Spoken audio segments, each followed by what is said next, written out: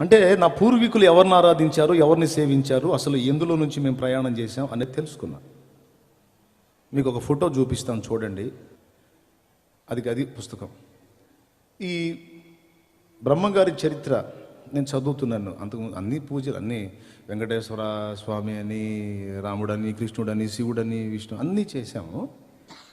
ప్రత్యేకంగా ఈయన గురించి బాగా ఎక్కువ ఇష్టంతో భక్తి చేశాను. కానీ మనసులో అసమాధానం వెంటాడుతుంది, ఏదో వెలితి కనపడుతుంది. నేను ఫాలో అవుతున్నాను, కానీ నేను ఫాలో అవుతున్నది సంపూర్ణ సత్యమేనా, వీళ్ళందరూ కూడా నిజంగా దైవములేనా, వీరు నాకు మోక్షాన్ని ప్రసాదిస్తారా, వీళ్ళని ఆశ్రయించడం ద్వారా నేను నెమ్మది పొందగలుగుతానా, చచ్చిన తర్వాత నిత్య జీవానికి వెళ్ళగలుగుతానా అనే ఆలోచన నాకుంది. ఎందుకంటే ప్రతి మనిషికి మరణం ముగింపు కాదు, మరణం తర్వాత మళ్ళా జీవితం ఉంది అని అన్ని మత గ్రంథాలు చెప్పాయి. ఖురాన్ గ్రంథం చెప్పింది, బైబిల్ గ్రంథం చెప్పింది, అలాగే హైందవ సాహిత్యం పురాణాలు కూడా చెప్పాయి.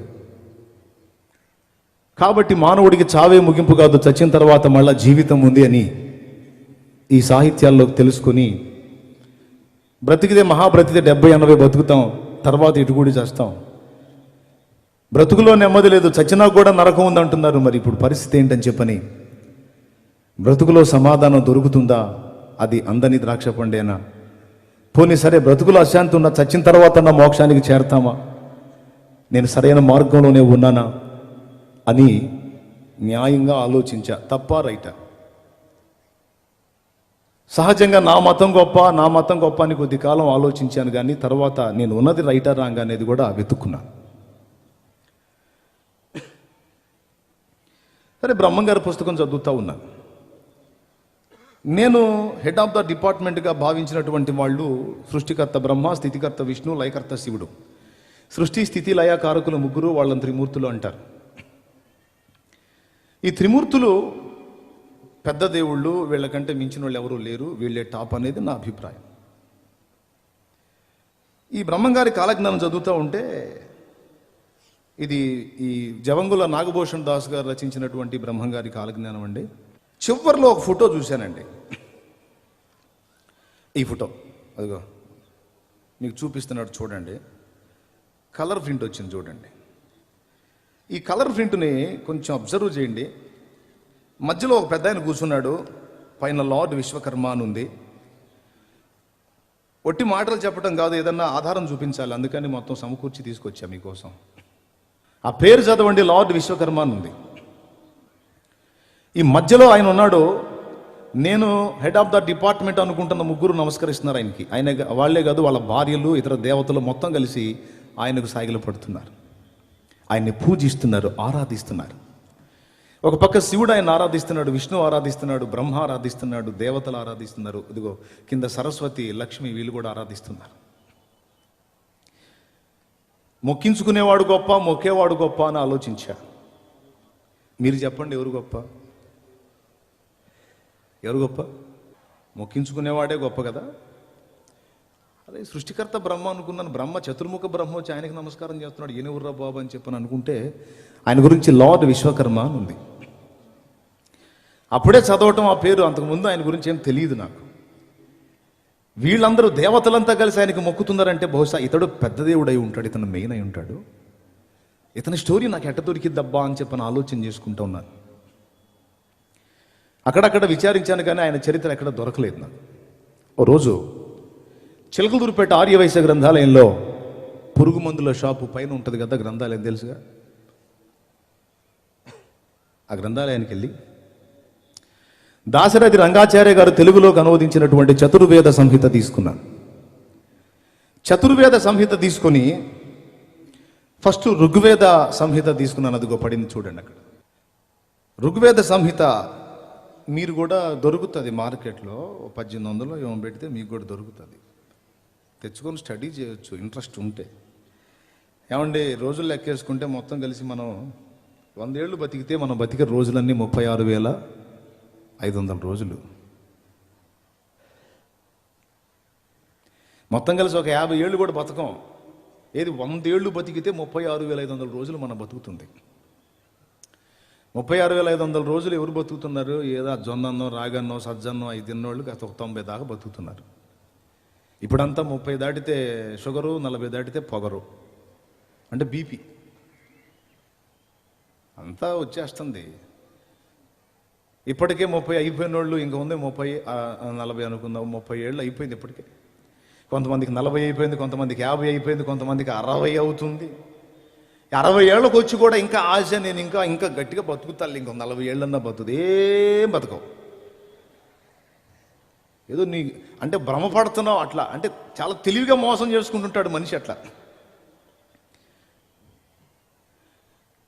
ఇప్పటికే 60కి వచ్చిన వాడు ఇంకా మహాబతికితో 10, 15 ఇప్పటి కాలాన్ని బట్టి. ఒక 15 సంవత్సరాలు ఆయుష్కాలం తీసుకుందాం, లేదా 30 ఏళ్ళ ఆయుష్కాలం తీసుకుంటే 10,000 చిల్లర వస్తుంది రోజులు. 10,000 చిల్లర వస్తుంది. 11,000 రోజులు కూడా లేవు.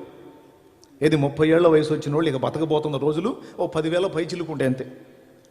ఇప్పటికే 50 వచ్చిన వాళ్ళకి ఇంకా తగ్గిపోద్ది, 60 వచ్చిన వాళ్ళకి ఇంకా తగ్గిపోద్ది. ఇంకా రోజులు లెక్కేసుకోవటమే. ఒరే ఏంద్ర మమ్మల్ని సావు సావు సావు గురించి చెప్పి బెదిరి పెడుతున్నావు అనుకోకండి. నేను వాస్తవం చెబుతున్నా, దడుచుకుంటే నా తప్పు కాదు అది. నేను నిజం చెబుతున్నా. ఎందుకంటే ఎక్కడైనా కళ్ళు తెరవండి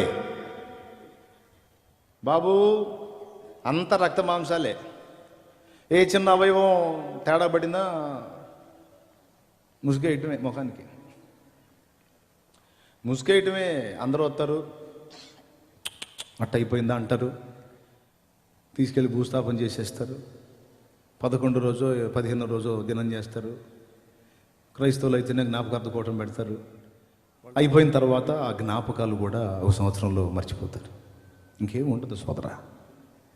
ఎంతటి వాడికైనా ఇదే జీవితం కాబట్టి, ఉండేది కొద్ది రోజులు కాబట్టి జీవిత సత్యం తెలుసుకోవాలి. అందుకని చెప్తున్నాను. ఋగ్వేద సంహిత చదువుతుంటే అందులో నేను బ్రహ్మంగారి కాలజ్ఞానంలో చూసినటువంటి విశ్వకర్మను గురించినటువంటి సందేశం ఒకటి దొరికింది నాకు. చూడండి, ఋగ్వేద సంహిత మొదటి భాగంలో అక్కడ పేజీ నంబర్ కూడా వేస్తుంది. ప్రజాపతి అని ఒక ఆయన కనపడుతున్నాడు. ఆయనకి మొత్తం 39 పేర్లు ఉన్నాయి. 39 పేర్లలో 17వ పేరు చూడండి. కనపడుతుందా మీకు? ఏమనుంది? ప్రజాపతిర్వై విశ్వకర్మ అనుందా? సరే, 2వ పేరు చూడండి. ప్రజాపతిరగ్ని. ప్రజాపతి అనే ఒక ఆయన ఉన్నాడు. ఆయనకు మొత్తం 39 పేర్లు ఉన్నాయి. ఆ పేర్లలో మొదటిది ప్రజాపతి, 2వది ప్రజాపతిరగ్ని, 3వది ప్రజాపతిర్వై మనః, ప్రజాపతిర్వై వాచస్పతి, సంవత్సరో వై ప్రజాపతి, యజ్ఞ ప్రజాపతి, ప్రజాపతిర్వై సవిత, ప్రాణాహి ప్రజాపతి, అన్నం వై ప్రజాపతి, పతద్వై ప్రజాపతి, ప్రజాపతిర్వై భూతా, ప్రజాపతిర్బంధు, ప్రజాపతిర్వై హిరణ్యగర్భ, ప్రజాపతిర్వై చంద్రమా, ప్రజాపతిర్వై మహందేవా, ప్రజాపతిర్వై మను, ప్రజాపతిర్వై విశ్వకర్మ. ఈ విధంగా మొత్తం చాలా పేర్లు ఉన్నాయి. ఇవన్నీ ఒకటికి చెందిన పేర్లే. బాగా వినండి, నేను అర్థం కాని గందరగోళం ఏం చెప్పను. ఈ 39 వీడు సువార్త చెప్తానని కూర్చోబెట్టి ఇవన్నీ చదువుతాడు ఏంది అనుకోవాకండి. ఒక విషయం చూసే, అందుకని చెప్తున్నా. వేద గ్రంథములు ఒక వ్యక్తిని ఎక్స్పోజ్ చేసే. అందుకు ఈయన ప్రజాపతిర్వై విశ్వకర్మ అని చెప్పని దొరికింది ఇందులో నాకు. బ్రహ్మంగారి కాలజ్ఞానంలో కనపడ్డ విశ్వకర్మకు వేదంలో చెప్పబడిన పేరు ప్రజాపతి. అగ్ని అన్నా ఆయనేనా? ఓహో. సూర్యుడన్నా ఆయనేనా? ఏది కనపడే సూర్యుడు కాదండోయ్. వాయువన్నా ఆయనేనట. ప్రజాపతిర్వాయు, ప్రజాపతిర్వై సూర్య ఉంది. కాబట్టి ఇన్ని పేర్లు కలిగిన ఈ ప్రజాపతి ఎవరు అని చెప్పని అన్వేషించాను. ఒక విచిత్రమైన సంగతి నాకు కనపడిందండి. ఏంటో చూద్దాం. ప్రజాపతి విశ్వకర్మ అని చెప్పన్నాం కదా, ఆ తర్వాత ఫోటో పట్టింది చూడండి. ఈయనట సృష్టికర్తట. నేను అనుకున్నాను చతుర్ముఖ బ్రహ్మ కదా సృష్టికర్త. నాకు ఊహ తెలిసిన దగ్గర నుంచి మా తల్లిదండ్రులు చెప్పని, నేను చదువుకున్న దానిలో విన్నాయి, గురుర్ బ్రహ్మ గురుర్ విష్ణు గురుదేవో మహేశ్వర గురు సాక్షాత్ పరబ్రహ్మ తస్మై శ్రీ గురవే నమః అని అది చదవని. నాకు తెలిసి చతుర్ముఖ బ్రహ్మ సృష్టికర్త అనుకున్నాం, కానీ కాదట. ఈ ప్రజాపతే సమస్తమును సృజించినటువంటి సృష్టికర్తట. ఈయన విశ్వకర్మట, విశ్వ నిర్మాణకుడట. చూడండి, నేను పురాణాలు కాదండి వేదం చూపిస్తున్నా. కొంతమందికి వేదం అట్టెట్టుంటుందో కూడా తెలియదు. అదిగో వేదం, ఋగ్వేద సంహిత 2వ భాగం మీకు కూడా దొరుకుతుంది, మార్కెట్లో తెచ్చుకొని చదువుకోవచ్చు.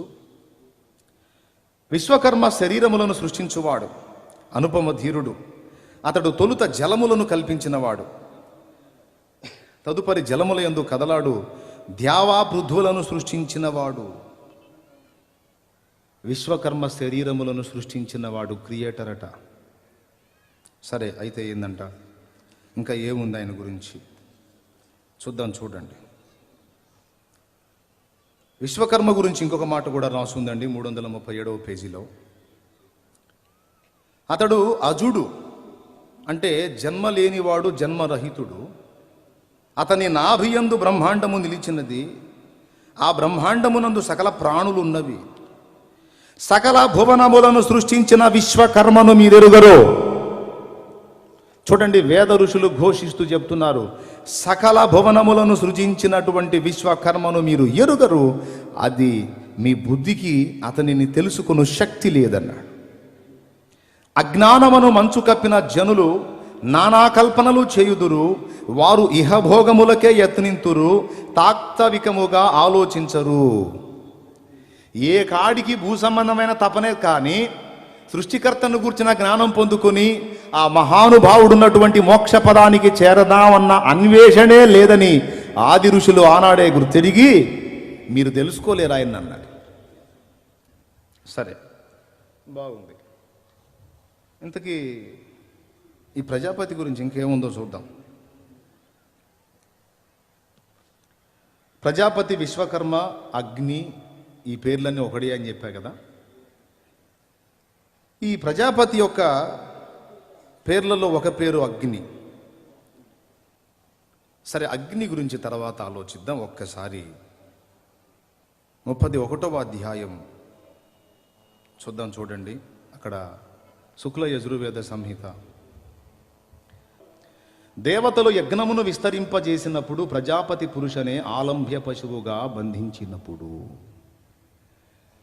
ప్రజాపతి అనేవాడు సృష్టికర్త, అతడే విశ్వకర్మ, అతడే అగ్ని. ఈయన ఆలంభ్య పశువుగా బంధింపబడ్డాడట, ఇతడు యజ్ఞమయ్యాడట. ఇది విచిత్రమైన పాయింట్ అండి. మీకేమైనా అర్థమవుతుందని నేను చెప్పేది? ఎంతమందికి అర్థమవుతుందో కొంచెం చేతులు ఎత్తండి. ఏమైనా అర్థమవుతుందా? నిజంగా చెప్పండి, మనలో అన్నమాట. స్తోత్రం చెప్పండి ఒకసారి గట్టిగా. సరే, ప్రజాపతి ఆలంభ్య పశువుగా బంధించబడటం ఏమిటి? ఆయనతో దేవతలు యజ్ఞం చేయటం ఏమిటి? అసలు ఆయన పశువు అవ్వటం ఏమిటి అనేది ఒక డౌట్ నాకు. దేవతలందరేమో ఆయనకి మొక్కుతున్నారు, ఆయనేమో యజ్ఞ పశువై అందరి కొరకు యజ్ఞమయ్యాడని చెప్పని అందులో ఉంది. సరే, ఇంకొకటి చూద్దాం. ఈ ప్రజాపతి గారికి ఒక పేరు విశ్వకర్మ, మరో పేరు అగ్ని అన్నాను కదా. సరే, ఇప్పుడు అగ్నిని కూడా చూద్దాం. మొదటి నుంచి రా బాబు, చూస్తూ ఉండండి. నేను స్టోరీ చెప్తా తర్వాత, మీరు రిఫరెన్స్ రాసుకోండి అంతే. కొంతమంది వేదాలలో ఉన్న విషయాలు మీకెందుకు, మీ బైబిల్ ఏదో మీరు చెప్పుకోండి, మా వేదాలతో మీకెందుకు అంటే, సృష్టికర్త అయిన దేవుడు అన్యాయస్తుడు కాదు.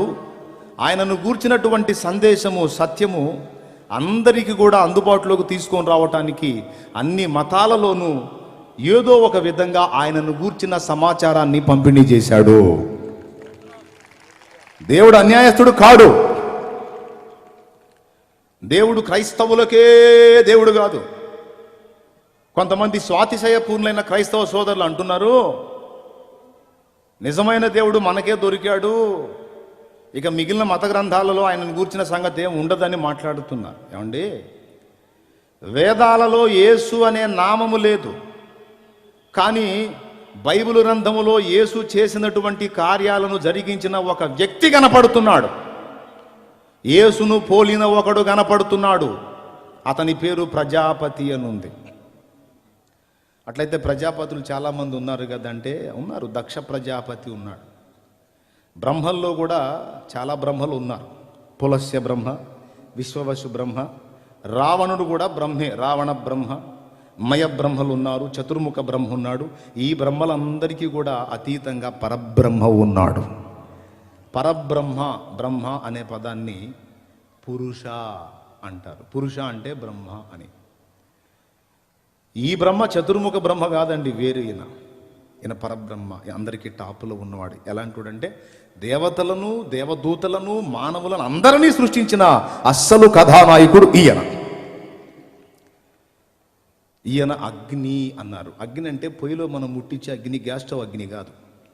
అగ్ని అనగానే ముందు అందరికి కనపడేది ఏంటంటే గ్యాస్ స్టవ్ అగ్ని, అగ్గిపుల్ల వేసి ముట్టిస్తే భగభగమంటే అగ్ని అని. అగ్ని అనే పేరు కలిగిన వ్యక్తి దేవుని గురించి లోకానికి పరిచయం చేయడానికి వేద ఋషులకు కొన్ని వస్తువులను పరిగణలోకి తీసుకున్నాడు. సృష్టింపబడినటువంటి వస్తువుల్ని, వాటిల్లో అగ్ని ఒకటి. అగ్నికి మీరు మైల అంటిస్తారా? ఒకసారి నాకు చెప్పండి, పెద్దగా చెప్పాలి. అగ్నికి మురికి పట్టిస్తారా మీరు? నో, సమస్త కల్మషాన్ని కాల్చి దహిస్తుంది. కాబట్టి దేవుడు అగ్ని వంటి వాడు. ఆయనకు ఏ మలినము, ఏ పాపము అంటదు. ఆయన పరిపూర్ణ పరిశుద్ధుడు అని చెప్పడానికి అగ్నిని ఎగ్జాంపుల్గా చూపిస్తే, ఆయన అగ్ని వంటి వాడు అన్న సంగతి వదిలిపెట్టి అగ్నికి దండం పెట్టడం మొదలుపెట్టి, గాలి లేని చోటు ఎక్కడన్నా ఉందో ఒకసారి చెప్పండి నాకు. మానవ మనుగడ సాగుతున్న ప్రపంచంలో గాలి లేని ప్రపంచం, గాలి లేకుండా మనుషులు బతుకుతున్నది ఎక్కడన్నా ఉందా? ఇండియాలో గాలి ఉంది, అమెరికాలో ఉందా లేదా? చెప్పండి, ఉందా? అరే ఇండియాలో కదా గాలి ఉండేది, అమెరికాలో ఎట్టుందబ్బా? సరేలే కానీ పాకిస్తాన్లో ఉందా గాలి? ఉంది, ఇప్పుడు సూపర్గా ఉంది. సరే, ఏ దేశంలోనన్నా చూడు గాలి ఉంది. వాయువు అని దేవుణ్ణి పిలిచారు. వాయువు అంటే గాలి, దేవుడు గాలి అని కాదు. గాలి ఎలాగా ప్రపంచం, మానవ జాతి, జీవకోటి బ్రతకడానికి సర్వవ్యాపకమై ఉన్నదో, దేవుడు అలాగా అంతటా సర్వాంతర్యామిగా ఉన్నాడు. దేవుని సర్వాంతర్యామి తత్వానికి గుర్తుగా గాలిని చూపించారు వేద ఋషులు. సూర్యుడు, దేవుణ్ణి సూర్యుడితో పోల్చారు. కనపడుతున్న సూర్యబింబం కాదు, దీన్ని చూపించి దేవుడు ఇలా ఉంటాడని చెప్పారు. ఎలానో తెలుసా? ఇక్కడ మనకి పొద్దు పొడుస్తుంది, ఇప్పుడు నైట్ అయింది కదా. అమెరికాలో ఇప్పుడు ఎట్లా ఉంటుంది చెప్పండి? వాళ్ళకి నైట్ అయితే అదేంది, ఇక్కడ ఒక సూర్యుడు అక్కడ ఒక సూర్యుడు ఉండొచ్చుగా? లేదు, ఒక్క సూర్యుడే డ్యూటీ చేయాల. ఇక్కడ మనకి అదృశ్యం అయితే వాళ్ళకి ప్రత్యక్షం అవుతాడు, వాళ్ళకు ప్రత్యక్షం అయితే మనకు అదృశ్యం అవుతాడు. ఈ ఒకడే, ఒక సూర్యబింబమే ప్రపంచమంతటికి వెలుగునివ్వాలి. అర్థమైందా? మన దగ్గరే ఆగిపోయాడు అనుకో, అమెరికా చీకట్లో ఉంటుంది. కాబట్టి లోకమంతటికి వెలుగునిచ్చినట్లుగా ఒక సూర్యుడు ఎలాగా ఉన్నాడో, సర్వ విశ్వానికి నీతి సూర్యుడు కూడా అలానే ఉన్నాడు దేవుడు అని చూపించడానికి వేద ఋషులు సూర్యుణ్ణి, అగ్నిని, వాయువుని పోల్చారు. అంతేగాని అగ్ని అనగానే పొయ్యిలో అగ్ని, వాయువు అనగానే మనకు వీచే గాలి, సూర్యుడు అనగానే కనపడుతున్న సూర్యబింబం అని చెప్పని, సూర్యుడు అని చెప్పని అన్నందుకు సూర్య నమస్కారం చేస్తున్నారు. పోనీలే, ఏదన్నా మంచిది, హెల్త్కు మంచిది. సూర్యకిరణాలు మన చర్మం మీద పడితే కొన్ని మంచి పనులు జరుగుతాయి, హెల్త్కి మంచిది. సూర్యుడు ఎలాగ లోకమంతటికి ఒక్కడే వెలుగునిస్తున్నాడో, దేవుడు కూడా లోకమంతటికి వెలుగై ఉన్నాడు. మనుషుల కార్యాలు చక్కబెట్టుకోవటానికి, మన స్థితిగతులు చూసుకోవటానికి ఆ సూర్యబింబం వెలుగు లేకపోతే మనకంత అంధకారమే. కాబట్టి దేవుని నీతి సూర్య ప్రకాశం మనకు లేకపోతే మన బ్రతుకు మనకు అర్థం కాదు. అది చెప్పటానికి మహానుభావులకు వేరే పోలికలు లేక సూర్యుని పోల్చారు. కాబట్టి ఇప్పుడు దేవుడు అగ్ని అన్నాం అంటే పొయ్యిలో అగ్నే, మరేంటి? అగ్ని లాంటి వాడా? అలాగే అన్నం పరబ్రహ్మ స్వరూపం అన్నారు. ఏమన్నారు? అన్నం పరబ్రహ్మ స్వరూపం అంటే అన్నం దేవుడని కాదు. ఈ అన్నం తింటే మనం ఎలా జీవిస్తున్నామో శాశ్వతంగా మనం జీవించాలంటే ఆ పరబ్రహ్మాన్ని భుజించాలి అన్నాడు. పరబ్రహ్మాన్ని భుజించటమా? బ్రహ్మంగారి తత్వాల్లో కూడా ఉంది. పండు దేవదారి పండు, ఆ పండు దొరికిన వారికి పండగయుండు, పండు దేవదారి పండు. పరబ్రహ్మ ఆహారం అవుతాడట. ఆయన్ని స్వీకరించినట్లయితే ఇక మనకు నిత్య జీవం అట. అన్నం పరబ్రహ్మ స్వరూపం అంటే ఈ అన్నం కాదు. ఈ అన్నం 2 రోజులు ఉంచితే పాచిపోద్ది, మనమే వాసన తట్టుకోలేం. కానీ ఈ అన్నం మనకి ఎలా దేహానికి జీవాన్ని ఇస్తుందో, మన ఆత్మకు శాశ్వత జీవం ఇచ్చేది దేవుడు. ఆయనే మనకు ఆహారమై వస్తాడు అన్నాడు. జీవాహారం యేసు ప్రభు నేనే అన్నాడు. బైబిల్ గ్రంథంలో 84వ కీర్తన 11వ వచనం మీరు చదివితే, దేవుడైన యెహోవా సూర్యుడును కేడెమునై ఉన్నాడని ఉంది. బైబిల్ గ్రంథం అపోస్తల కార్యం 2వ అధ్యాయం 1వ వచనం చదివితే, పరిశుద్ధాత్మ వాయువు వలె బలముగా వీచు గాలి వంటి శబ్దం ఒకటి కలుగగా అనుంది. తర్వాత అక్కడ ప్రార్థన చేస్తున్న వాళ్ళందరి మీద ఆయన అగ్ని వలె, అగ్ని నాలుకలుగా విభాగింపబడి వారిలో ఒక్కొక్కరి మీద వ్రాలగా వారు పరిశుద్ధాత్మతో నిండిన వారై అన్య భాషలు మాట్లాడి దేవుని మహిమపరచిరి అని ఉంది. బైబిల్ గ్రంథంలో చెప్పబడుతున్నటువంటి యేసు కూడా, దేవుడు కూడా అగ్నితో పోల్చబడ్డాడు, గాలితో పోల్చబడ్డాడు, సూర్యునితో పోల్చబడ్డాడు. పోలికలు ఉన్నాయా లేవా? వేదంలో నేను ఇప్పుడు చూపిస్తాను మీకు, ఒక్కసారి చూడండి. కొంపదీసి ఇది బైబిల్ అనుకునేరండో, బైబిల్ కాదు. ఫస్ట్ పేజీ చూపించున్నాను, 33వ అధ్యాయం. అసలు మన దేవతల సంఖ్య ఎంతో చెప్పాడు అక్కడ, చూడండి ఒక్కసారి. అదిగో 7వ పాయింట్లో ఉంది, అండర్లైన్ చేశాను చూడండి. 33,33,33,333 మంది దేవతలట. ఈ 33,33,33,333 మంది దేవతలు అగ్నినే అర్చింతురు అని ఉంది బైబిల్ వేదంలో. అగ్నినే అర్చింతురు అంటే ఆరాధిస్తారట.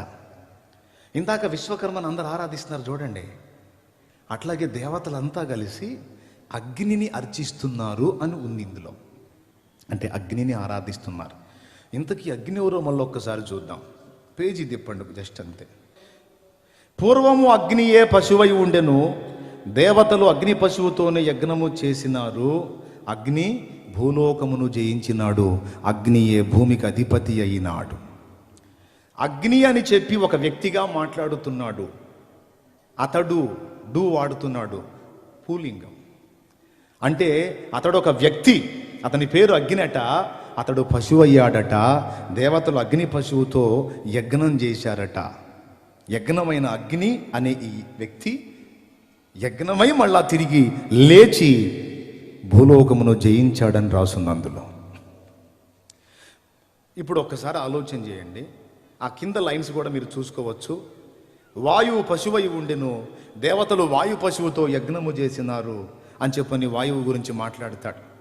చూడండి, నేను చెప్పే మాటలు అందులో ఉన్నాయో లేవో పక్క గమనించండి. వాయువు పశువై ఉండెను అంటే ఈ అగ్ని ఆయనే, వాయువు ఆయనే, సూర్యుడు. కింద కూడా చూడండి 3వ అండర్లైన్, సూర్యుడు పశువై ఉండెను, దేవతలు సూర్య పశువుతో యజ్ఞం చేసినారు. ఇప్పుడు నా అసలు పాయింట్కి వస్తున్నా, జాగ్రత్తగా వినండి. అగ్ని పశువు కావటం ఏమిటి? అసలు దేవతలంతా అగ్నికి ఆరాధన చేయటం ఏమిటి? ఆ అగ్ని యజ్ఞంలో ఆహుతి కావటం ఏమిటి? అగ్ని తిరిగి లేవటం ఏమిటి? అగ్ని జయించటం ఏమిటి?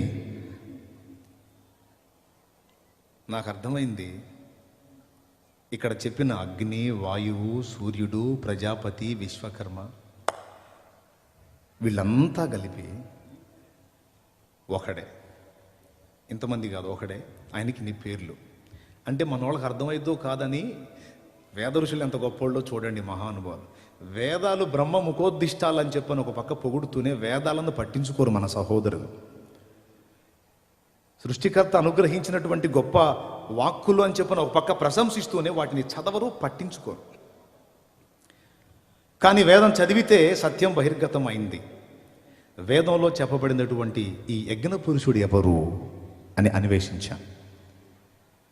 ఈయన గురించి పురుష సూక్తంలో ఇలాగుందో ఒకసారి చూడండి. నేను చెప్పే అన్నీ కూడా ఎవిడెన్స్, ఒట్టి మాటలు చెప్పట్లా.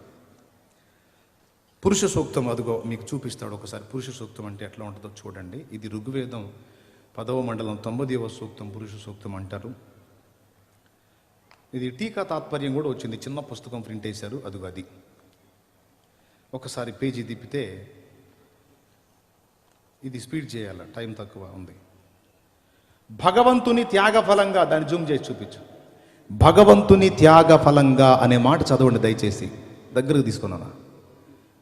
ఈ ప్రపంచము జీవులు ఆవిర్భవించాయని పురుష సూక్తం చెబుతుంది. నాకు అర్థం కాదు, భగవంతుడు త్యాగం చేయటం ఏమిటి సృష్టి చేయాలంటే?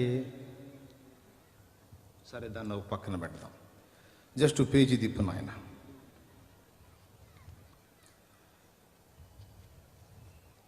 చూడండి, సృష్టి సైతం ఇటువంటి మహాయజ్ఞం వల్లనే సంభవించింది. ఈ అక్షరాలు మీకు కనపడుతున్నాయా? కనపడుతున్నాయా? ఎంతమంది కనపడుతున్నాయి? చేతులు ఎత్తండి. సృష్టి సైతం ఇటువంటి మహాయజ్ఞం వల్లనే సంభవించింది అని భగవంతుడు తననే ఆహుతించుకొని ఈ ప్రపంచాన్ని సృష్టించాడు. ప్రపంచాన్ని సృష్టించాలంటే భగవంతుడు త్యాగం చేయాలంట. ప్రపంచాన్ని సృష్టించాలంటే భగవంతుడు తనను తాను ఆహుతించుకోవటానికి ఇష్టపడాలంట. నేను చెప్పానా? బైబిల్ చెప్పిందా? కాదు, వేదము చెప్పింది. నేను మన సహోదరులను అడుగుతున్నాను, వేదం చెప్పినటువంటి ఈ మహానుభావుడు ఎవరు? యేసు కాదు అన్నాం, ఓకే, మరి ఎవరు అని నేను అడుగుతున్నాను. నేను అంటున్నాను, ఈ వ్యక్తి యేసే అని. ఎందుకంటే 33,33,33,333 మంది దేవతలలో ఎవ్వరూ కూడా ఈ విధంగా యజ్ఞమై తిరిగి లేచినటువంటి దేవత కానీ దేవుడు కానీ మరొకరు కనబడరు. హైందవ సాహిత్యం అంతా వెతికి నాకు చూపించండి, నేను తప్పకుండా నేర్చుకుంటాను. నేనేం గర్విష్ఠిని కాదు, నేను మతోన్మాదిని అంతకన్నా కాదు, మత ఛాందసవాదిని కాదు, సత్యప్రేమికుణ్ణి. ఎందుకంటే సత్యం నన్ను స్వతంత్రునిగా చేసింది, అందుకని సత్యం చెప్తున్నాను, సత్యాన్ని నమ్ముకున్నాను. దేవునికి మహిమ కలుగునుగాక. హల్లెలూయా. ఇందులో చెప్పబడుతున్నటువంటి ఈ వ్యక్తులు ఎవరు? ఒకడా లేకపోతే అనేకులంటే ఒకడే అని నేను సాక్ష్యం ఇచ్చాను. అసలు ఆయన త్యాగం చేయటం ఎందుకు అవసరమైంది, ఆయన ఆహుతి కావటం ఎందుకు అవసరమైందంటే చెప్తా వినండి. ఈ సృష్టి ఏది లేనప్పుడు దేవుడు సృష్టి చేయాలనుకున్నాడట. సృష్టి చేయాలనుకుంటే దేవునికి ఒక ప్రశ్న తారసిల్లింది.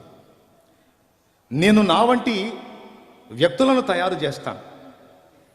నేను తయారు చేసినటువంటి వ్యక్తులు వాళ్ళకి నేను ఇచ్చిన స్వేచ్ఛను బట్టి నాకు వ్యతిరేకమైన కార్యాలు చేసే అవకాశం ఉంది. స్వేచ్ఛనివ్వకుండా నియంతృత్వం చేసి వాళ్ళని కట్టడి చేసుకుంటే నాకు సాటిస్ఫాక్షన్ ఉండదు. ఎందుకంటే నేను ప్రేమ స్వరూపిని కనుక నేను వారికి స్వేచ్ఛనిస్తాను, వారి నుంచి కూడా స్వేచ్ఛాయుతమైన ప్రేమను నేను కోరుకుంటాను. ఉదాహరణకి, ఈ అబ్బాయిని ఇక్కడ గన్ను పెట్టి నేను చెప్పిందంతా చేయించుకోవచ్చా లేదా? పెద్దగా చెప్పండి. ఇక్కడ గన్ను పెట్టి నేను చెప్పిన పనులన్నీ చేయించుకోవచ్చా లేదా? చేస్తాడా చేయడా? చెప్పు, చేస్తావా చేయడా? ఎందుకు భయపడి? ఎందుకంటే చంపేస్తాడేమో లేని అది ప్రాణభయంతో చెప్పిందల్లా చేస్తాడు, ఏం చెప్తే అది చేస్తాడు కదా. దాన్ని ఏమంటారు అంటే నియంతృత్వం అంటారు, నియంత విధానం అది. నేను చెప్పినవన్నీ చేస్తున్నాడు, కణతం మీద గన్ను ఉంది, ఇతనికి నేనంటే అంత ప్రేమో అని నేను చెప్పుకున్నాను అనుకో, మీకు అది పెద్ద జోకా కాదా? నేను ఏ గన్నులు పెట్టకుండా అతనికి స్వేచ్ఛనిచ్చి అతనికై అతను వచ్చి నన్ను నా మంచితనాన్ని తెలుసుకుని నన్ను ప్రేమించాడు అనుకో, అది నిజమైన ప్రేమ. దేవుడు ఎప్పుడు బలవంత ప్రేమలు ఇష్టపడడు. స్వచ్ఛందంగా ఆయన మంచితనాన్ని తెలుసుకొని మనంతటా మనం ప్రేమించడానికి ఇష్టపడతాడు, కానీ భయపెట్టి గందరగోళం చేసి ప్రేమించమనే సైకో కాదు దేవుడు. ఈ మధ్య కొంతమంది యవనస్తులు ఆడపిల్లల దగ్గరికి వెళ్ళి గొంతు మీద కత్తి పెట్టి లవ్ చేస్తావా లేదా అంటున్నారు. గొంతు మీద కత్తి పెట్టి లవ్ చేస్తావంటే ఏమంటుంది? ఇక మరి పిచ్చోడు లవ్ చేయకపోవటం ఏంట్రా నాయన, నువ్వంటే నాకు చాలా ఇష్టం, నేనే చెబుదాం అనుకుంటున్నాను, నువ్వే చెప్పావు, అసలు నీలాంటి వాడు దొరుకుతాడని నాకు. ముందు కత్తిది బాబు అంటది. కత్తి తీసి నాకు ఇంటికి చేరినాక ఇంకోటి కనపడిన కూడా కనపడతాం. చేసుకో అట్టంటి వాడిని చేసుకోవాలా. వాడికి ఎప్పుడు కోపం వస్తే అప్పుడు గొంతు మీద కత్తి పెడతాడు. ఇక వాడితో సుఖం ఎక్కడ ఉంటుందండి? కానీ సైకో ప్రేమ, వాడు ప్రేమించకపోతే చంపేస్తున్నాడు. నేను చెప్తున్నాను, దేవుడు అలాంటోడు కాదు. నీకు ఫ్రీడమ్ ఇస్తాడు, నువ్వు ఆయన మంచితనం తెలుసుకొని నీ అంతటా నువ్వు ఆయన్ని ప్రేమించేది ఇష్టపడతాడు. సృష్టికర్త ఆలోచించాడు, నేను దేవదూతలను చేస్తాను, మానవులను చేస్తాను, వాళ్ళకి స్వేచ్ఛను ఇస్తాను. ఇచ్చిన స్వేచ్ఛను దుర్వినియోగం చేసుకుని ఒకవేళ వాళ్ళు పాపం చేస్తే, అంటే నాకు వ్యతిరేకమైన పనులు చేస్తే, నా చేతులతో నేనే వాళ్ళని శిక్షించాల్సి వచ్చింది కదా. అసలు ఉనికిలో లేని వాళ్ళని తేవటం ఎందుకు? వాళ్ళకి స్వేచ్ఛనివ్వటం ఎందుకు? వాళ్ళు నాకు వ్యతిరేకమైన కార్యాలు చేయటం ఎందుకు? నేనే వాళ్ళని శిక్షించడం ఎందుకు? అసలు చేయకుండా ఉంటే పోలా? కరెక్టా కాదా మీరు చెప్పండి? అలాగని చెప్పని చేయలేదనుకో, ఆ ప్రేమస్వరూపి యొక్క ప్రేమకు అర్థం లేదు, ఆ ప్రేమను పంచుకునే అవకాశం లేదు. పొద్దంతా చాకిరీ చేసి సాయంత్రం ఇంటికి వచ్చేటప్పుడు మన నాన్న కాయలు అవి తీసుకొని వస్తాడు. లేకపోతే నువ్వైనా తమ్ముడు పొద్దంతా చాకిరీ చేసి ఇంటికి పోయేటప్పుడు పిల్లలకి ఏం తీసుకెళ్తావు? కాయలు పళ్ళు తీసుకెళ్తావు కదా. తీసుకెళ్ళిన ఇంటికి పోగానే భార్య వస్తుంది, కవర్ తీసుకుంటుంది, పిల్లలు వస్తారు, తల ఒక పండు తీసుకుంటారు. నాన్న తెచ్చాడు అంటే పొద్దున్న నుంచి చేసిన చాకిరీ అంతా మర్చిపోతాడు. వాడు ఇంకోటి తీసుకోరా, ఇంకోటి తీసుకోండి, ఇది తిని ఇంకోటి తింటాను అంటాడు అనుకో. సరే, ఒకడు కడుపాత్ర పిల్లలు ఉంటారు, తెచ్చినోడికి ఒక కాయ కూడా ఉంచరు. కొంతమంది పిల్లలేమో కాయలు తెచ్చిన దానికి ముద్దు పెడతారు. ఒకడు ఉంటాడు దుండగుడు, ఒక సూపు చూస్తాడు, ఆ కవర్కి వెళ్ళి దాన్ని లాక్కుంటాడు, ఇంకేమన్నా తెచ్చావా అంటాడు. ఇది తినరా అంటే ఇయ్యనా అని పోతాడు. వీడు ఒక దుండగుడు. పిల్లలు ఎట్టంటి వాళ్ళు కూడా ఉంటారు. సరే, వాడు ఎట్టపోయినా సరే పిల్ల జల్ల అంటూ ఉంటే, లేదా భార్య లేకపోతే తల్లి తండ్రి ఏదో ఒక ఆదరణ, ఏదో పలకరించుకోవడానికి, ప్రేమ పంచుకోవడానికి వ్యక్తి అంటూ ఉంటే బజార్ నుంచి కాయలు వస్తాయి. లేకపోతే అసలు ఎక్కడికి తీసుకెళ్ళాలి, ఎవరికి తీసుకెళ్ళాలి, తన ప్రేమను ఎవరికి పంచాలి, ఎదుటి ప్రేమను ఎలా ఆస్వాదించాలి, అవకాశమే లేదు కదా. తన ప్రేమని పంచుటకు, ఎదుటి వాళ్ళ ప్రేమను పొందుటకు పరమాత్మ కోరుకున్నాడు. అందుకే సృష్టి చేయాలనుకున్నాడు. అయితే ఈ చిక్కు సమస్య వచ్చింది ఏంటంటే, ఖచ్చితంగా మనం పాపం చేస్తామని ముందే తెలుసు ఆయనకి. ఇప్పుడు చేయాలా వద్దా అంటే ఒక ఆలోచన చేశాడు. అప్పుడే నేను బిడ్డల్ని సృష్టిస్తాను, ఒకవేళ వాళ్ళు నాకు వ్యతిరేకంగా పాపం చేస్తే, ఆ పాపానికి వచ్చే ప్రతిఫలం ఏదైనా ఉంటే ధర్మశాస్త్రం ప్రకారం అది నా బిడ్డల పక్షంగా నేనే నా మీద వేసుకొని భరిస్తాను.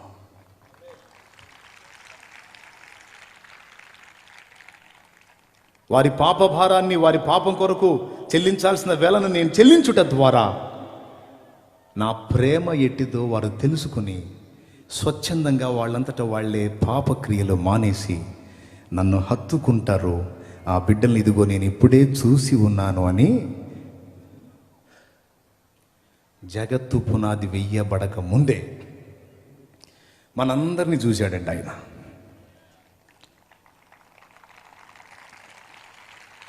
షాలేమును చూశాడు అప్పుడే, కిరణ్ చూశాడు అప్పుడే, సాల్మాన్ చూశాడు అప్పుడే. నేను ఇలాగ చేస్తే సాల్మాన్ రక్షించబడతాడు, దావీదు రక్షించబడతాడు, శామ్యూయల్ నన్ను ప్రేమిస్తాడు, డానియల్ నన్ను ప్రేమిస్తాడు, షాలోమ్ నన్ను ప్రేమిస్తాడు, మిఖాయల్ నన్ను ప్రేమిస్తాడు, శ్రీను నన్ను ప్రేమిస్తాడు, తిమోతి నన్ను ప్రేమిస్తాడు. వీళ్ళంతా నా ప్రేమను గుర్తెరిగి స్వచ్ఛందంగా తమంతట తామే నా వైపు తిరుగుతారు. నా త్యాగం వాళ్ళకు అర్థమయ్యి వాళ్ళు నా వైపు తిరగటం, ఇదిగో వాళ్ళను సృష్టింపక మునిపే వాళ్ళని నేను చూసి ఉన్నానని మనందరినీ చూసి మన కోసం చేశాడు ఇదంతా. ఇప్పుడు కొట్టు.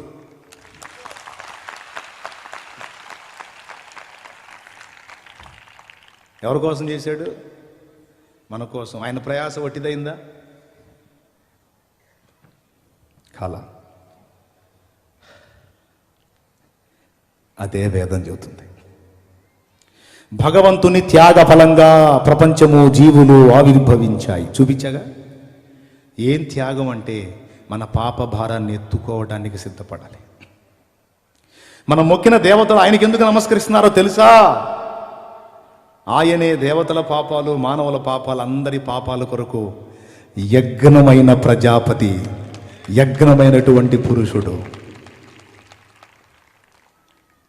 మనం ఆరాధించిన దేవతల జీవితాల్లో కూడా కామ, క్రోధ, లోభ, మోహ, మదమాశ్చర్యములు.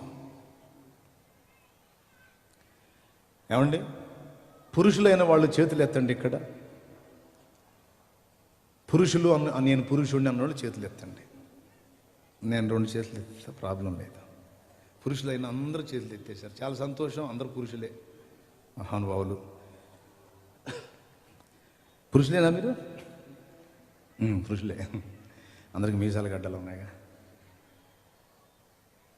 కామ, క్రోధ, లోభ, మోహ, మదమాశ్చర్యములను జయించారా? కామకత్వాన్ని జయించారా? సరే పోనీ క్రోధత్వాన్ని జయించారా? లోభాన్ని జయించారా? మోహాన్ని జయించారా? మదాన్ని జయించారా? మదం అంటే గర్వం. మత్సరాన్ని అంటే పక్కోడు ఎదుగుతుంటే ఏడవటం జయించారా? కామ, క్రోధ, లోభ, మోహ, మదమాశ్చర్యములు జయించలేదు. కాబట్టి మీరు ఏమయ్యారంటే పురుషులు అయ్యారు. మనం ఆరాధించిన వారు కూడా అలానే ఉన్నారు కనుక వారు మన వంటి పురుషులే. అయితే ఈ అరిషడ్ వర్గాలను జయించిన వాడు ఎవరో తెలుసా? పురుషోత్తముడు. పురుషోత్తముడు, పురుషులందరికీ ఉత్తముడు. ఆయనే సృష్టికర్త, ఆయనే యజ్ఞ పురుషుడు, ఆయనే అగ్ని, ఆయనే ప్రభు అయిన యేసుక్రీస్తు.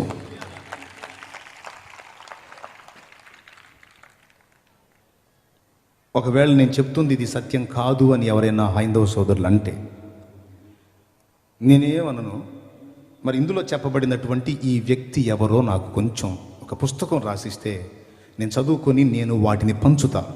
ఎవరికో తెలుసా? క్రైస్తవ సంఘానికి పంచుతా.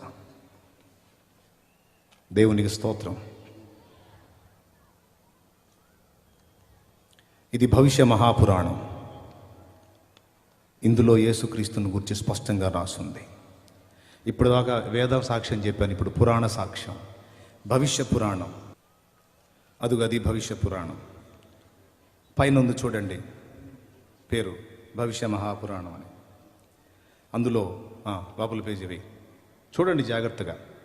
ఆ పైన చూడండి, శాలివాహనుడు యేసు ప్రభు అనే మాటలు ఉన్నాయి. ఒకనాడు యుగపురుషుడును శకపురుషుడునైన శాలివాహన చక్రవర్తి హిమగిరి శిఖరం మీదికి వెళ్ళాడు. అక్కడ హూణదేశ మధ్యంలో నున్న పర్వతంపై అతనికి ఒక సుందర పురుషుడు కనబడ్డాడు. అతని శరీరం గౌరవర్ణ కాంతులను ప్రసరింపజేస్తుంది. ఏమండి, అతన్ని చూడగానే అప్రయత్నంగా కలిగిన ప్రసన్న భావంతో చక్రవర్తి అడిగాడు, మహానుభావ మీరెవరు అని. అప్పుడు ఆయన అన్నాడు, నేను ఈశపుత్రుడను, అంటే దైవ కుమారుడను, కుమారి గర్భము నుండి ఉత్పన్నమైన వాడను. పెండ్లైన ఆమె శ్రీమతి, పెండ్లి కాని ఆమె కన్య కుమారి అంటారు. కుమారి గర్భము నుండి ఉత్పన్నమైన వాడను, నేను మ్లేచ్ఛ ధర్మ ప్రచారకుడను, సత్యవ్రతమందు స్థితుడను అని యేసు తను గూర్చి తాను చెప్పుకున్నాడని శాలివాహనుడు సాక్ష్యం ఇచ్చినట్టు భవిష్య పురాణంలో ఉంది. అసలు మా హైందవ సాహిత్యంలో మీ యేసు గురించి ఎందుకు ఉంటుందండి బాబు? మీదేదో మీరు చెప్పుకుంటారు నాయన అని చెప్పని మొత్తుకుంటున్నారు. నా బాధ ఏంటంటే, మనవాళ్ళ బాధ ఏంటంటే, దేవుడు అన్యాయస్తుడు కాడు సోదరా, ఆయన నిజమైన దేవుడు. ఆయన మీకు ముస్లిం సోదరులకి, క్రైస్తవ సోదరులకి, అందరికీ తన గురించి సమాచారం, ఇన్ఫర్మేషన్ ఇచ్చున్నాడు ఆయన. కొంచెం చూస్తే మీరు బతికిపోతారు, నరకం తప్పించుకొని పరలోకం వస్తారని మేము కొట్టుకుంటుంటే వాళ్ళేం మమ్మల్ని కొడతారు, తిడతారు, చంపుతామంటారు, ఏదేదో అంటారు. ఏమైనా సచ్చినా సరే సత్యం చెప్పే సత్యం.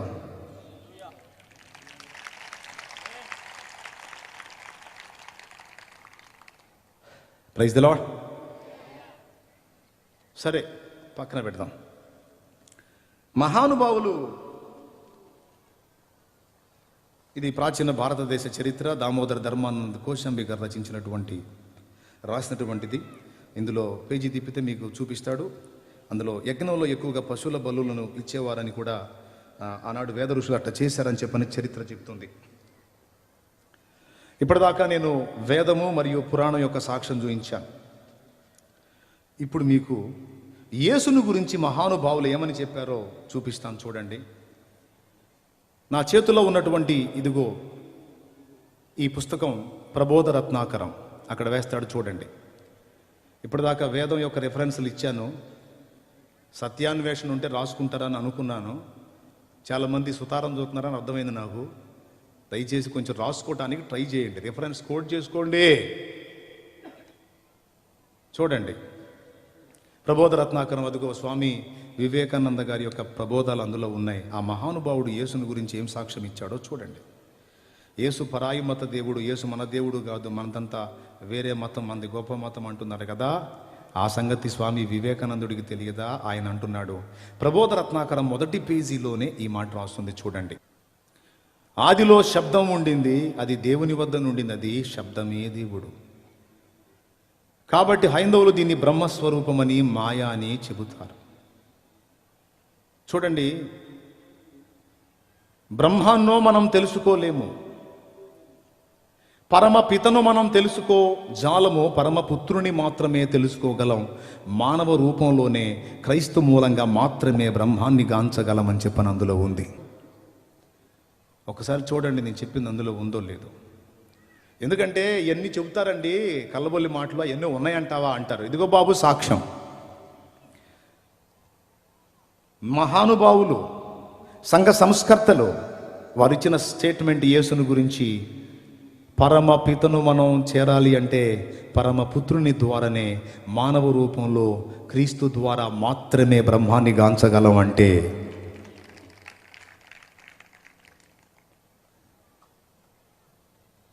ఈ అబ్బాయి మంచి పనోడండి.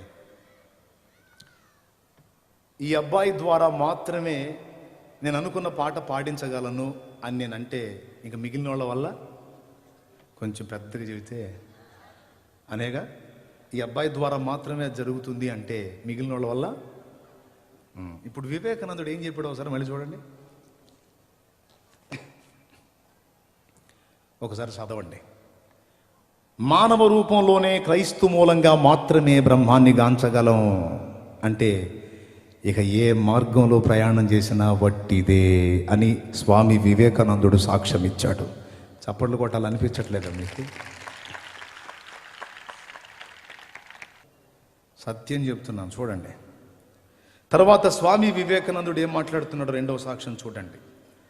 లోకుల పాపమును యేసు హరిస్తున్నాడని చెప్పాడు చూడండి. చూడండి, పరిపూర్ణలం అవ్వటానికి మార్గము క్రీస్తు మనకు చూపుతాడన్నాడు. బాబా బాబా ఏం స్టేట్మెంట్ చూడండి. నువ్వు సంపూర్ణ దైవత్వాన్ని స్వతంత్రించుకోవాలంటే ఆ రూట్ యేసు మాత్రమే చూపిస్తాడు. ఇక ఏ విధంగా తిప్పలు పడ్డా ఒట్టిదే అంటున్నాడు. ఉంది చూడండి. మూడవ మాట, ఫస్ట్ మాట చెప్పాడు యేసు ద్వారా మాత్రమే మనం సృష్టికర్తను గాంచగలం. రెండోది చెప్పాడు యేసు లోకుల పాపాన్ని హరిస్తున్నాడు.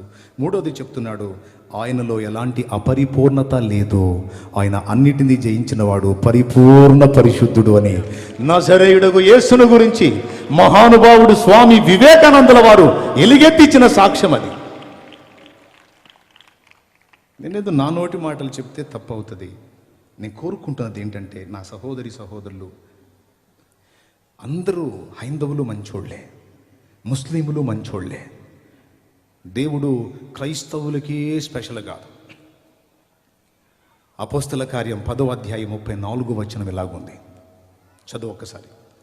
దేవుడు పక్షపాతి కాడని, దేవుడు పక్షపాతి కాడు అని నిజముగా గ్రహించి ఉన్నాను, నిజంగా గ్రహించను. ప్రతి జనములోను చూడండి చూడండి చూడండి, హిందువు కావచ్చు, ముస్లిం కావచ్చు, క్రైస్తవుడు కావచ్చు, బౌద్ధుడు కావచ్చు, అరబ్బు కావచ్చు, ఎవరైనా కావచ్చు, ప్రతి జనములోనూ ఆయనకు భయపడి నీతిగా నడుచుకుని వారిని ఆయన అంగీకరించును. లేరా వేరే మతాలలో నీతిమంతులు? లేరా వేరే మతాలలో సత్యాన్వేషకులు? వేద ఋషులు క్రీస్తు పూర్వం 2000 ఏండ్ల నాడు, అంటే దాదాపు 4000 సంవత్సరాల క్రితం ఆ మహానుభావులు చెట్ల కింద పుట్టల మొలిచిన దాకా తపస్సులు చేసి ప్రత్యక్షతలు పొందుకొని ఆ మహానుభావుని కూర్చున్న కొన్ని నిరూపణలు, కొన్ని పోలికలు అప్పటికి యేసు నామం బయలుపరచబడలేదు గనుక ఆ యేసును గురించిన కొన్ని పోలికలు ఇందులో ఉన్నాయని చూపిస్తున్నారు. వారికి ఎవరు చెప్పారు ఈ సంగతి? రక్తం చిందించకుండా పాపక్షమాపణ కలగదన్న సంగతి వాళ్ళకి ఎవరు చెప్పారు? పరమాత్మయే బయలుపరిచి ఉండాలి, లేదా వారి పితరులైనా చెప్పు ఉండాలి. అందుకే వారి సత్యాన్ని గ్రంథంలో తెలియజేశారు. నేను చెప్తుంది ఏంటంటే, నేను మతం మారలేదండి, నేను మతం మారలే. నేను అంతవరకు చేసినటువంటి దేవీ దేవతలను కూడా నేను తిట్టట్లా. వాళ్ళు ఎవరో తెలుసుకున్న వాళ్ళు 33,33,33,333 మంది దేవతలు. వాళ్ళంతా కూడా అరిషడ్ వర్గాలకు బానిసలు అయిపోయారు. నీలాంటి నాలాంటి సాధారణ వ్యక్తులని నాకు అర్థమైంది. వీళ్ళందరూ కలిసి ఎవరిని అర్చిస్తున్నారో, ఎవరిని ఆరాధిస్తున్నారో ఆ అగ్నిని ఇప్పుడు నేను పట్టుకున్నాను. ఇది వాస్తవం. ఎవిడెన్స్ చూయించి మాట్లాడాను. సత్యం చూపించకుండా మాట్లాడితే నేను అబద్ధీకుండా అవుతాను. ఆ అవసరం నాకు లేదు. స్వామి వివేకానందుల వారు మహానుభావుడు, జీవిత చరిత్ర ఏమన్నాడో తెలుసా? అదిగో అది చరిత్ర. ఆ పుస్తకంలో చెప్తున్నాడు మహానుభావుడు. ఎంత బంగారు మాట అన్నాడో చూడండి. సంఘ సంస్కర్తలు జ్ఞానుల మాట యేసును గురించి, ఈయన ఎవరండి? ఈయన క్రైస్తవుడా, అన్యుడా, లేకపోతే ఎవరండి ఈయన? మన భారతీయుడు, మన భారతదేశ ఔన్నత్యాన్ని ప్రపంచ దేశాలకు చాటి చెప్పిన ఘనుడు స్వామి వివేకానందుల వారు. ఆయన ఒరిజినల్ హిందూ. కానీ ఏమని మాట్లాడుతున్నాడో తెలుసా? అది మనస్తత్వం, వ్యక్తిత్వం అంటే. ఆనాడు యేసు పాదాలు పాపాత్మురాలైన స్త్రీ తన కన్నీళ్లతో కడిగింది. ఒకవేళ యేసు ఉన్న టైములో, ఆయన భూమి మీద మానవ శరీరంతో ఉన్న టైములో నేను ఆయన ఉన్న ప్రాంతంలో ఉంటే కన్నీటితో కాదు, నా హృదయ రుధిరంతో కదా కడిగి ఉండేవాడిని అన్నాడట. నా గుండెలోని రక్తముతో కడిగేవాడిని అన్నాడట. రామకృష్ణ పరమహంస అనే మహానుభావుడు, వివేకానందుల వారి గురువు, ఆయన కూడా బైబిల్ చదివించుకుని బైబిల్లో ఉన్నటువంటి యేసు సాక్షాత్కారం పొందినట్టు ఇదిగో నేను చూపిస్తున్నాను చూడండి. స్వామి వివేకానంద యొక్క గురువు గారు రామకృష్ణ పరమహంస రెడీ చేసినది చూడండి, చూపిస్తున్నాడు. ఆ పేజీ నెంబర్ రాసుకోండి. యేసు ప్రభుని గురించి ఏం చెప్పారో అందులో రాసుంది. తర్వాత ముస్లిం సోదరులు ఆరాధ్య గ్రంథంగా భావిస్తున్నటువంటి ఖురాన్ షరీఫ్ను గురించి కూడా పరిశోధన చేశాను. అమ్మో ఇప్పుడు ఇందులో ఎంతసేపు చెబుతాడు అనుకోవాకండి, ముచ్చటగా 3 మాటలే. ఇప్పటిదాకా నేను వేద ఋషులు ఏం చెప్పారు, తర్వాత సంఘ సంస్కర్తలు ఏం చెప్పారు అనే సంగతిని మీకు చూయించాను. వాళ్ళందరూ చెప్పినటువంటి ఏకైక వ్యక్తి ప్రభువైన యేసుక్రీస్తు. ఈ సత్యం ప్రపంచ ప్రజలలో 60% మందికి అర్థమైంది. దేవుని సత్యం తెలుసుకొని దానికి లోబడి నడుచుకుంటే, ఆ సత్యస్వరూపైన దేవుణ్ణి హత్తుకుంటే, ఆయనకు విధేయత చూపితే బ్రతుకులో మనశ్శాంతి, బానిస సంఖ్యలలో నుంచి విడుదల, మనకు నిత్య జీవం లభిస్తాయండి. అందుకని చెప్తున్నాను నేను. ఖురాన్ షరీఫ్లో ఈసా కన్యకు పుట్టాడని రాస్తుంది. కన్యకు పుట్టాడని రాస్తుంది. అందులోనే ఈసా పక్షి ఆకారం గల ఒక బొమ్మని మట్టితో చేసి దానిలో జీవం ఊది ఎగరవేస్తే అది పక్షిలా ఎగిరిపోయింది అని చెప్పని రాస్తుంది ఖురాన్లో. ఖురాన్ గ్రంథం యేసు పరిశుద్ధుడు అని సాక్ష్యం ఇస్తుంది. సురా మరియంలో యేసుక్రీస్తు, కొంతమంది ముస్లిం సోదరులు అంటున్నారు యేసు ప్రభు సిలువలో చనిపోలేదు అని. నోనో, యేసు సిలువలో చనిపోయాడని ఖురాన్ గ్రంథంలోనే ఉంది. సురా మరియంలో యేసు ప్రభు పుట్టినప్పుడు, అది చూడండి అండర్లైన్ మీ ముందుకు వచ్చింది, ఆ అక్షరాలు ఒకసారి చదవటానికి ట్రై చేయండి. మరియమ్మను చూసి ఆమె బంధువులు వచ్చి అరుస్తారు, ఏమమ్మా వివాహం కాలేదు, ఎలా నువ్వు గర్భం దాల్చావు, ఎలా బిడ్డని కన్నావు, ఇంత పాపిష్టి పని ఎందుకు చేశావమ్మా మరియమ్మ అని అడిగారట. నీ తల్లిదండ్రులు కూడా చాలా మంచోళ్ళు, వాళ్ళ కడుపున చెడబుట్టావు కదమ్మా, ఎందుకు ఇంత పని చేసావని చెప్పని వాళ్ళు బాధపడితే మరియ ఏమీ చెప్పలేక ఉయ్యాలలో ఉన్న యేసు వైపు చూపించిందట. అప్పుడు వారు యేసు దగ్గరకు వచ్చి, ఉయ్యాల్లో ఉన్న ఈ పసిబాలుడు ఏం సమాధానం చెప్తాడు మాకంటే, ఆయన పలికాడట. ఉయ్యాల్లో అప్పుడే పుట్టిన పసిబిడ్డ మాట్లాడాడట. ఏమనో తెలుసా? నేను చనిపోయే రోజు, తిరిగి లేపబడే రోజు నాకు శాంతి కలుగుతుంది గాక అన్నాడట. ముస్లిం సోదరులు అంటారు యేసు సిలువలో చనిపోలేదు అని. యేసు ప్రవక్త కాదా అంటే యేసు ప్రవక్త అని మేము ఒప్పుకుంటాం అన్నారు. ప్రవక్త అబద్ధాలు ప్రవచిస్తాడా? యేసు స్పష్టంగా చెప్పాడు. ఏమని అంటే, నేను పుట్టిన రోజు ఉందా అక్కడ రిఫరెన్సు, అలాగే నేను మరణించే రోజు పాపుల కొరకు, అలాగే తిరిగి బ్రతికింపబడే రోజు శాంతి కలుగుతుంది.